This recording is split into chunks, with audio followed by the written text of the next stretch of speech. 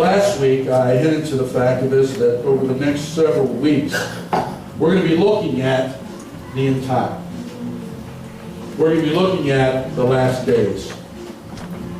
And that's why the slide is done the way it is, because you notice you see the hour hand on the 12, and what the minute hand is just getting ready to strike 12. What is striking 12 symbolize?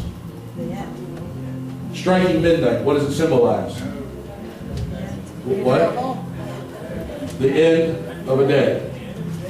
Or the end of time. The beginning of a new day, a new time.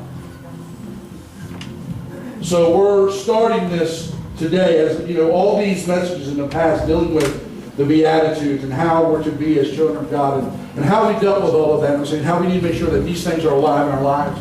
Because I'm here to tell you, we have not seen anything yet. We have been so blessed in the United States of America. We truly live in the greatest country there is. We may not like everything that's going on, but still, I would rather live in the United States than anywhere else. Name a country you'd rather live in besides the United States. If someone says Canada, I'm going to slap you.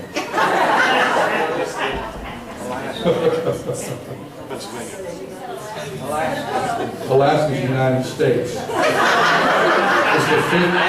was the 49th state to join the Union. It's only been part of our country for about 70 years. Not quite 70 yet. I don't think they make 70 yet. As far as an official state. But I cannot think of any other country I'd rather live in than the United States of America. And we have been blessed tremendously with freedom. We have the freedom to where if we don't like our government, we can say so.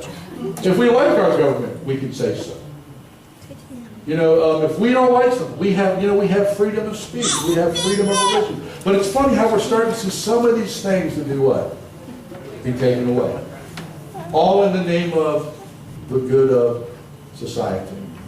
And I've told people, I've shared this with Wanda many times, I said, our freedom as a nation will be the downfall of our nation. Because our enemies are learning to use our freedom against us. I'm not here to be on a soapbox this morning and really talk about all this, but I'm trying to get you to understand where we're in the last days. These things are coming about just as the Bible said they would. And my thought today that I mainly want to look at is, when the last days begin, what will the attitude of the world be at that time? What's going to be happening during that time? How can we know what it's going to be like? And the thing is, one great thing is we don't have to speculate on this. God, through His Word, has pinpointed what the attitude, and Christ Himself spoke of, what the attitude of the world would be like. And I want you to listen to the words of Jesus when He's talking about the end of time. When He's talking about the last days. Because, church, we need to make sure we're prepared. Over the last 15 to 20 years, we've seen attitudes towards Christians, towards Christianity change. You know, they no longer want the Ten Commandments in public buildings because it bothers some people. And again, I've asked you this question. I'm asking you today, and so much. And you know, what's so wrong with telling somebody in these Ten Commandments? What's wrong with saying don't kill somebody? Explain that to me. How does that offend you? Not to kill somebody. How does that offend you to say don't lie?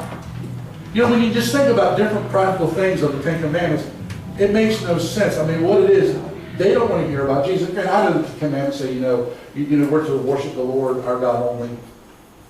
And of course, people don't mind you talking about God, because if you talk about God, you can be talking about their God, someone else's God, or your God.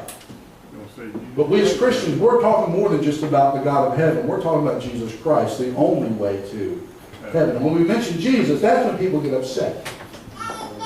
But the attitude towards Christians, the attitudes towards Jesus and followers of Jesus have really changed. And a lot of that, let me be honest, we brought it on ourselves. We brought it with an attitude of do what I say, not what I do. But we need to make sure that we're true followers of Jesus Christ.